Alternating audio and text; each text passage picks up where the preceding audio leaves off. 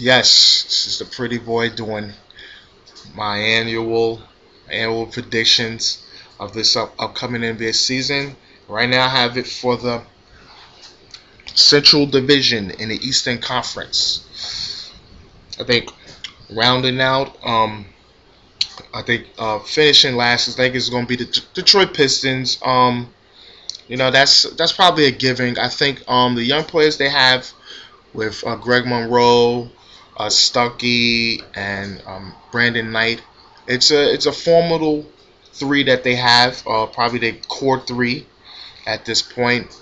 Um, still have veteran Tayshaun Prince. I think a locker room presence and everything, and so on. But I just think that it's going to be a little lottery situation for them. I think Joe Dumars. I think his probably job is probably in trouble. Because they haven't been winning since they traded Chauncey Billups for the Allen Iverson deal years back, which at the time I said was not a good thing for Detroit. Um, because I think the styles was totally different. They thinking that they was going to get Allen Iverson, he was going to score a lot of points, um, and then it was probably produce wins with their defense, which wasn't the case. They needed a floor leader, a guy that talks and everything like that. Not saying that Billups is anything better than Allen Iverson. I just think at that time that wasn't a good trade for them, and I think since then everything has probably went a little more downhill from Detroit, the Pistons. Okay, coming in at four, I think is the Milwaukee Bucks. They should really. I think got them winning like 37-45 games. 37 wins. Um, but they have probably the most explosive backcourt in the league. They Brandon Jennings and Monte Ellis is going to be something for a lot of people to watch. A lot of people won't know about them as much, but for the people that watch NBA TV and just know about basketball, this is going to be something explosive to watch. There's only one basketball. I think Scott Skiles and his coaches they probably got their hands full on trying to get a cohesion with those two, which will trickle down to the other guys on the team. They still got a good forward, Ilya Silva. They drafted John Henson, and this team, it's floating on what's going to happen when they come to the playoffs, but they're going to be something to watch. I think when it comes to backcourt, we're talking about probably 50, around 50 points from them, those two alone, and if the front court could rebound and do something, they'll be a formidable team. Okay, at coming in third is Cleveland Cavaliers. Kyrie Irving.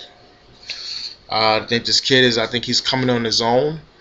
He's one of my guys. I always pick a guy coming out of college, and he's always a guy that I follow, and I think that's gonna have a huge impact in the league. I've been doing this since Shaq in '92, and that's always But Kyrie Irving, I think they could win around 42 to 43 wins. Byron Scott is still there. They got some good pieces with Tristan Thompson. They got the Zeller. They got the tall Zeller guy. They still got Verjao and these guys. If they stay healthy, um, they can play defense. Cavs is at the teams that the players that they have. I think they're really a good defensive team, and they're gonna, the jury's still out on Waiters. Is he gonna be the guy to help Irving in that backcourt? But they're very going to be a very formidable team with health. With health, they should be okay. Okay, coming at second. I know a lot of people is not going to like this. I got the Chicago Bulls, and the only reason why I have this is because my guy, one of my favorite players in the league, Derrick Rose. His injury. Um, he getting hurt last year. was devastating.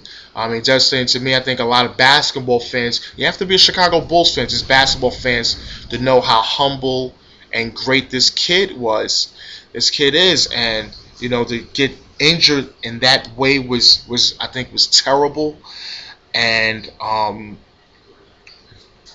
it was just it was something, and it was something just seeing them play without him, battling Philadelphia for 6 hard-fought games, and it just says a lot about Tom Thibodeau and Joakim Noah and those other guys, and dang, they just fought through, and they had some injuries, and they was just not, just wasn't there without the explosive leader, the general Derrick Rose. But I have them win around 40, 44. There's no 46 wins. I think they should float around 500 until Derrick Rose gets back. And I think it's going to be a little learning before Derrick Rose, a little learning of the new guys that they have, because they did clean house. They had Nate Robinson. I think Corver and these guys, their bench, which was real good for them last year. They got some new guys in there off the bench.